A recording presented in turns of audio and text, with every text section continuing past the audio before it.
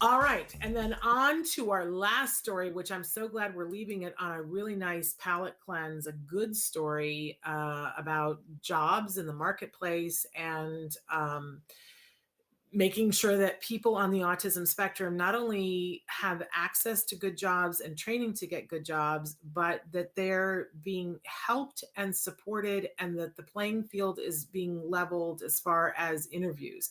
Yeah, Today's story. Google is teaming up with Stanford University in this effort to make the workforce more Yeah. neurodiverse. And this was in a lot of different news outlets too, but we're quoting it from Disability Scoop for people who want to read more about this. We thank Disability Scoop for all that they're doing. I love these stories, Nancy. I almost on a daily basis, I get something that pops up in my Facebook from our dear friend Joanne Lara, Uh-huh. who was the founder of Autism Works Now, and this Right. was a big part of the mission that she was on. And she was so frustrated. She didn't start out on that mission. She got on this mission because she had worked for years with individuals on the spectrum and helped them to reach places and be able to communicate that they hadn't been able to before. But then they got to a certain age and they were left behind. As she would say, they didn't have a seat at the table. Right. It shows that statistics show that just 29% of those with autism have paid employment, which is one of the experts here says is just tragic. Yeah. Yes, especially when we know that these individuals, once hired, become some of the best employees, and we've heard this from countless companies. And please, I know some of you are going to write in and go, yes, but that's only for a certain type of autism. I want you to know that it isn't necessarily that. A big watershed moment for me was when we had the folks from Autism Works Now on, and I was interviewing a wide variety of the kids about, what do you like about your job with Autism Works Now?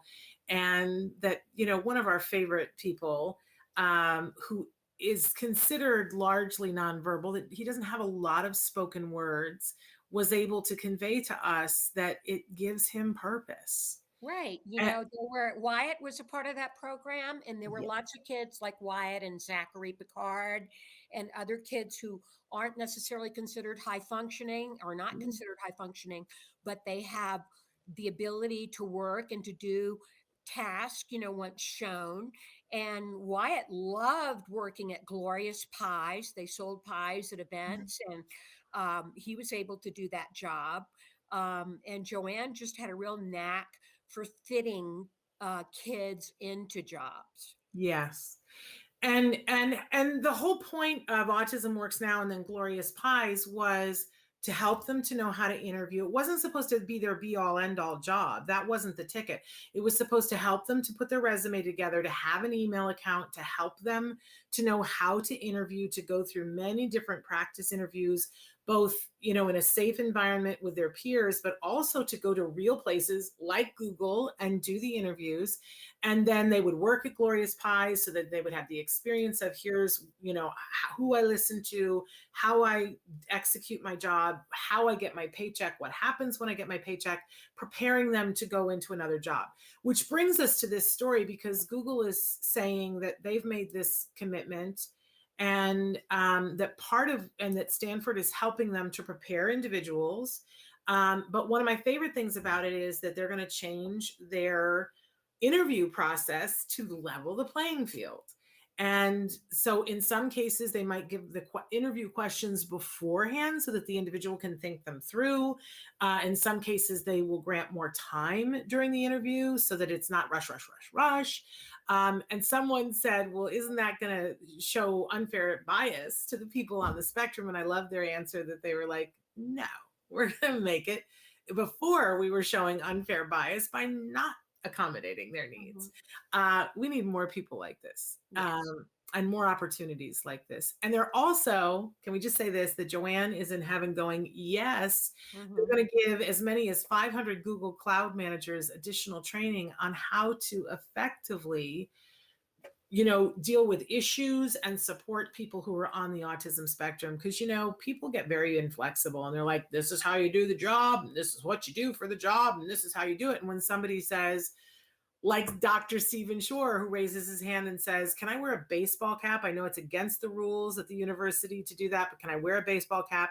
Because it helps me to not be driven crazy by the buzzing of the fluorescent lights. That a well-trained person goes, yes, absolutely. Wear the hat, and now we get the benefit of everything you know for the next 40 years as one of the most perfect employees we've ever had. Great example, Shannon. Right? But if not, we've all met the person who's like, nope, we don't allow hats. There's no hats here because hats aren't allowed. And there's no reason why hats aren't allowed. It's just a rule.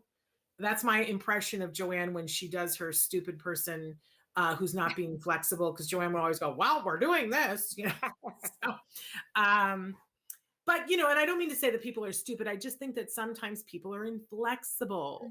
And we have to be flexible, especially in dealing with those on the autism spectrum. Just open up your minds to a different way of doing things. And listen, if you need information about how well it works for companies, it was just last year that 60 Minutes with Anderson Cooper did a whole piece on how great it is for companies when they hire people who are on the spectrum, because often their attention to detail, they're good employees, they are steady Freddy, they enjoy their jobs, that sometimes other people go, well, it's just unexciting, it's too mundane, and that the order of it for some folks on the spectrum is like, woohoo, they absolutely love it.